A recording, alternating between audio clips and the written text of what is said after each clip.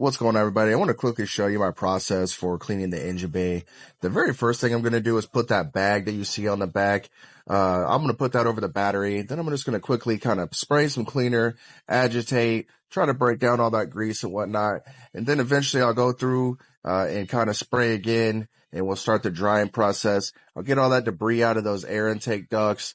You wouldn't believe how many customers come in and say their car smells, and then I find a bunch of pine straw in there. So anyways, I went ahead and actually cleaned this one, again, because I didn't like the results. I took that bag off, re-dried everything. Everything's starting to kind of come together now. And really the finishing touch is just to try to put a little bit of that shine on there.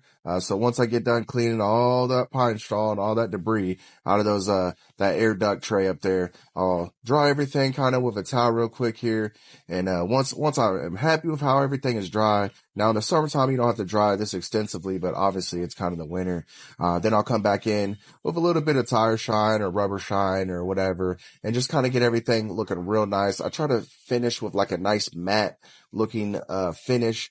Nothing too shiny, but that's all up to personal preference. So we just try to get in all those nook and crannies. I want the customer to know that we spent some time here and, that we tried to really put some effort into there. This is something I usually charge about $50 for. I think about to raise my prices up just a little bit, but, the before and afters are, they speak for themselves. See y'all next time.